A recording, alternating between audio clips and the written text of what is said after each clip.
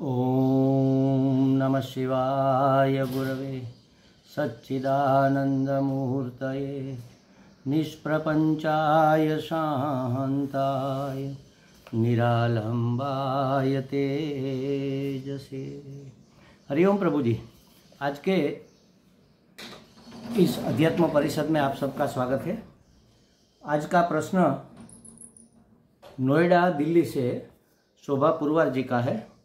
उन्होंने पूछा है कि गीता प्रबोधिनी, गीता जी के ऊपर जो रामसुख दास जी की टीका है उसका छोटा एक गुटका साइज का पुस्तक है गीता प्रबोधिनी। उसमें 3:12 माने तीसरे अध्याय के 12वें श्लोक में स्वामी जी ने कहा है कि तीनों शरीर संसार के लिए है।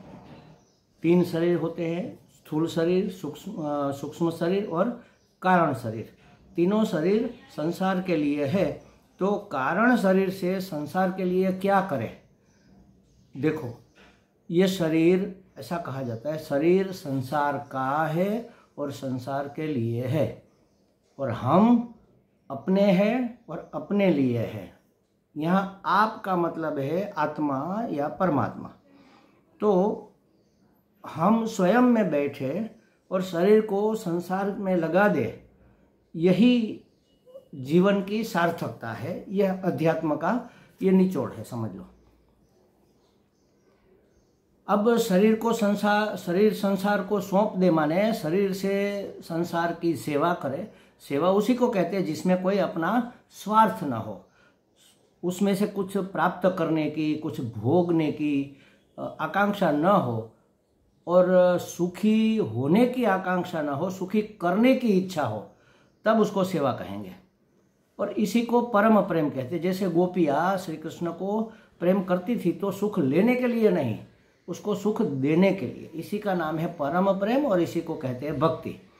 तो संसार से मिला हुआ यह शरीर संसार का है, और संसार से मिला है तो संसार के लिए है।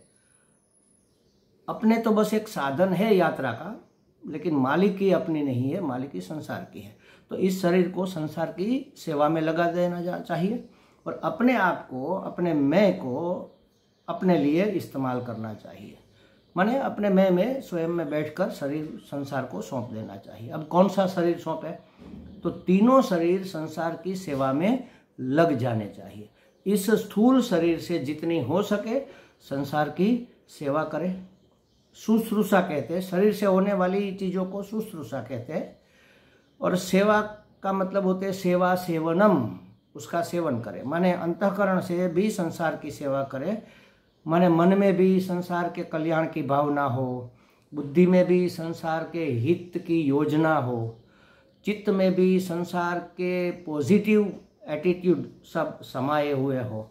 तो मन बुद्धि चित्त अहंकार से संसार का हित कैसे हो, यही करते रहे स्थूल शरीर से। इसी का नाम है स्थूल और सूक्ष्म शरीर को संसार में लगा देना। अब कारण शरीर, तो अज्ञान को ही कारण शरीर कहते हैं, तो उसको कैसे लगाए? ये बहुत सूक्ष्म प्रश्न भी है और सूक्ष्म बात भी है, जरा समझ लो इसको। अब कारण माने इस जीवन की प्राप्ति के पीछे रहा हुआ मूल कारण, वो है अज्ञान। तो इस तरह से तो हम समझ नहीं पाएंगे, अज्ञान को कैसे हम संसार के काम में लगाएंगे। तो देखो महाराज, यहाँ कारण का मतलब है बीज, इस शरीर का बीज। बीज माने अत्यंत सूक्ष्म वस्तु। इतना बड़ा बरगद का पेड़ खड़ा है, वट वृक्ष। अब उसमें बहुत मोटा सा तना है, लंबी लंबी उसकी जटाएं हैं, बड़ी बड़ी डालियां हैं, डालियों में से निकलती हुई छोटी छोटी डालियां हैं, उन छोटी छोटी डालियों में से टहनियाँ निकलती है, टहनियों में अनेक पत्ते हैं, और पत्तों के बीच में एक फूल खिला है। या तो बरगद में तो फूल शायद नहीं होता मेरे हिसाब से, लेकिन बाकी सब पेड़ में होते हैं। और वहीं पर फल लगता है। बरगद में शायद सीधा फल लगता है, मोहर लगता है और फल लग जाता है। और उस फल को धीरे धीरे धीरे बढ़ता है, बढ़कर पकता है। पकने के बाद जब हम उसको तोड़कर देखेंगे तो उसमें से एकदम छोटा सा बीज निकलता है। एकदम छोटा माने सरसों के दाने से आधे से भी कम साइज का। अब इतना सा जो ये बीज है उसमें ये पूरा वट वृक्ष समाया हुआ है। बस उसी तरह बीज रूप में रहे हुए हमारे सभी कर्म संसार की सेवा में लगाना है। स्थूल शरीर से स्थूल कर्म लगा दिए, सूक्ष्म शरीर से हमने उसके लिए अच्छे विचार, अच्छी योजना बनाई, अच्छी मन से काम किया, बुद्धि से योजना बनाई, चित्त में भी हित चाहा, भला चाहा संसार का। तो ये हुई सूक्ष्म बात। सूक्ष्मतर बात क्या है? इससे भी सूक्ष्म बात है, हमने कई बार कहा है कि जो हम क्रिया करते हैं ना, जैसे बोलना क्रिया भी हो गई और हाथ से सेवा करना ये भी क्रिया हो गई। तो जो काम करते हैं वो कभी ना कभी हम बोलते भी है, पहले बोलते हैं फिर करते हैं कि मैं ऐसा करूँगा, फिर हम करते हैं। लेकिन मैं ऐसा करूँगा यह बोलने से पहले यही बात विचार में हमारे मन में पैदा होती है कि मुझे ऐसा कहना है। विचार के रूप में जन्मा हुआ वक्तव्य वाणी से व्यक्त होता है और शरीर से उसका कार्य रूप में रूपांतरण होता है। लेकिन यह सूक्ष्म शरीर में जो विचार के रूप में बात रही हुई है उसका भी मूल है भाव। हमने इसके पहले भी कहा है, भाव रूप में, भाव कहाँ होता है? अज्ञान में। यह सूक्ष्म बीज है, मतलब अपने कारण शरीर में, वहाँ भाव पैदा होता है। एकदम सूक्ष्म होता है तो उसके लिए ज़्यादा समय नहीं लगता, बस भाव उत्पन्न हो, सीधा तुरंत ही विचारों में रूपांतरित हो जाता है। मुझे भाव हुआ कि मैं आपकी सेवा करूं, सीधा विचार में ही हम उसको जान सकते हैं। भाव तो अंदर की भावना है, हमारा शरीर खिल जाता है, हमें खुशी होती है। जैसे समझो कि कई दिनों के बाद हम अपने गुरुजी के आश्रम में गए और सोचा था कि गुरुजी तो अभी विश्राम में होंगे, तो दोपहर को जब भोजन के लिए निकलेंगे तब उसका दर्शन होगा।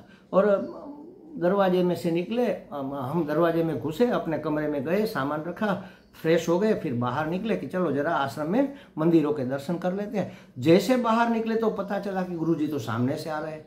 तो अंदर से इतना भाव जगा, तुरंत वह विचार में बदलता है, तुरंत, इस मिनट भी नहीं, क्षण भी नहीं, क्षणार्ध में भाव इतना सूक्ष्म होता है। जैसे वट का बीज होता है कितना सूक्ष्म, उतने से भी ज्यादा सूक्ष्म भाव होते हैं। भाव तुरंत विचार में बदलते हैं और विचार तुरंत वाणी में, अरे गुरुजी, वाणी में बदलता है और वाणी तुरंत कार्य में बदलती है। पांव दौड़ते हैं और दंडवत प्रणाम करके गुरुजी को नमस्कार करते हैं, प्रणाम करते हैं। तो देखो अंदर से जो भाव जगा ना, क्या हुआ? भाव जगा तो हमारा अंग अंग खिल गया, रोआ रोआ पुलकित हो गया, मन प्रफुल्लित हो गया, आंखें खुली की खुली रह गई, कान सतेज हो गए गुरु के पदरव सुनने के लिए। बाकी सब दिखना सुनना बंद हो गए, बस वही एक लक्ष्य। तो ये है भाव, इतना सूक्ष्म होता है। तो भाव से भी संसार का हित चाहे, कहने का मतलब यही है। विचार हम करेंगे वो तो डुप्लीकेट होंगे, लेकिन विचार जो आएंगे वो सहज होंगे। और कैसे आएंगे? अगर हमारा भाव शुद्ध है तो हमें सत्कार्य का विचार आएगा, सेवा का विचार आएगा। लेकिन अगर हमारा भाव गलत है, हम कहते तो हैं कि नहीं अरे आप तो बहुत अच्छे आदमी हैं, लेकिन अंदर संशय है कि हो भी सकते हैं, अच्छे नहीं भी हो सकते हैं, तो खुशी नहीं होगी। लेकिन किसी का अनुभव हमें हो गया और फिर कहेंगे करे आपका अनुभव तो हमें बहुत अच्छा सुखद रहा, आप तो बहुत भले आदमी हैं, ऐसा बोलते ही हमारा अंग अंग खिलता है। तो ये है सूक्ष्म शरीर, कारण शरीर की पहचान। वो उस कारण शरीर को संसार के हित में लगा देना, माने संसार के लिए भाव शुद्धि भी होनी चाहिए। कभी किसी का बुरा ख्याल भी मन में न पैदा हो। ख्याल से पहले तो भाव पैदा होता है, ख्याल माने विचार। तो भाव से भी हम संसार से इस तरह से रहे कि उसका सबका कल्याण हो। सर्वे संतु निरामया, सर्वे सुखिनो संतु, सर्वे संतु निरामया, जो हमारी भावना है, सबका कल्याण हो, सबका भला हो, सबको सुख मिले, सबको चैन मिले, सबके दुख दूर हो, बस यही भावना। हम जैसे हमारे संत लोग प्रवचन के बाद बोलते हैं ना कि सबका कल्याण हो, सनातन धर्म की जय हो, ये सब जो बोलते हैं ये भाव को निर्मित करने के उपाय है। बस यही हम ऐसा सोचते रहे कि कैसे, देखो आजकल क्या है, हमारे दादा गुरुजी कहते थे कि हम ग्राहक बने हुए हैं, चाहिए चाहिए चाहिए चाहिए, इसमें सुख नहीं है महाराज। हम ग्राहक के बदले, लेने वाले के बदले देने वाले बने, उसमें सुख है। और वह सुख नित्य टिकता है। अगर हमने किसी को कुछ दिया, जब जब उसकी याद आएगी तब तब हमें सुख होगा। यह सुख मिटने वाला नहीं है। लेकिन जब हमने किसी वस्तु को लिया या किसी का भोग कर लिया, तो भोगने के समय शायद सुख जैसा लगे, लेकिन वो टिकता नहीं है। संसार के विषयों में से, भोग में से मिले हुए सुख टिकते नहीं है। लेकिन सेवा के रूप में किए गए सुख कभी जाते नहीं है। वो हमेशा, बूढ़े हो जाए उस समय याद आएगा कि हमने यहाँ, जहाँ वहाँ से निकलेंगे तो याद, अरे यहाँ पर तो हमने ये सत्कार्य किया था। खुशी होगी, रोम रोम खिल जाएगा, क्योंकि वो वहाँ बैठ गया, भाव जगत में बैठ गया है। तो भाव से भी संसार का कल्याण चाहे, विचार से, बुद्धि से, और ये शरीर से भी, स्थूल शरीर से भी, कारण शरीर से भी, और सूक्ष्म शरीर से भी ईश्वर की सेवा करे। ईश्वर रूप में, जगत रूप में रहे हुए ईश्वर, विराट स्वरूप में रहे हुए ईश्वर। तो जनार्दन सेवा तो जगदीश की ही सेवा है ना।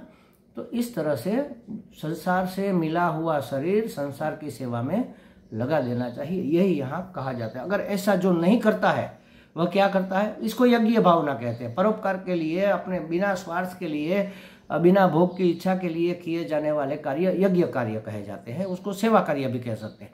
तो कहते हैं कि यज्ञ के द्वारा संतुष्ट देवता, जब हम जगत की सेवा करते हैं तो जगदीश प्रसन्न होता है। तो वह देवता हमें इच्छित भोग प्रदान निश्चित ही करते हैं, बिना मांगे हमें अपने वस्तु मिल जाती है। हमारे स्वामी अखंडानंद जी महाराज तो कहते हैं कि अगर आपने शुद्ध भाव से किसी को कुछ भी दिया तो वह 10 गुना वापस लौट कर आएगा। किसी को दुआएं दी, एक व्यक्ति को दुआएं दी तो 10 लोगों की दुआएं आपको प्राप्त होगी। किसी को 100 रुपये दिए तो 1000 रुपये आपको ये प्रकृति कहीं न कहीं से प्रदान करेगी। शुद्ध भाव से, बदले के भाव से नहीं, सेवा के भाव से, उसको सहायक होने के भाव से, उसका है उसी को अर्पण किए जा रहा है, इस भाव से अगर हम करेंगे। लेकिन उसका है उसी को अर्पण करें, ये भाव तो रहता नहीं है ना। लोगों में तो हमें दोष दिखते हैं। तो इसलिए कहा कि एक निर्दोष व्यक्तित्व अभी भगवान ने इस संसार में दिया, संत के रूप में, गुरु के रूप में। तो गुरु की सेवा में जितना दिया जा सके, सेवा और सामर्थ्य और संपत्ति जो भी आप दे सके, उसको प्रदान करना चाहिए। और जब ऐसा करोगे शुद्ध भाव से, यज्ञ भाव से, बिना बदले की इच्छा से, तो कुदरत आपको 1000 गुना देगी। ये स्वामी अखंडानंद जी महाराज का कहना है, शास्त्रों में भी कहा है।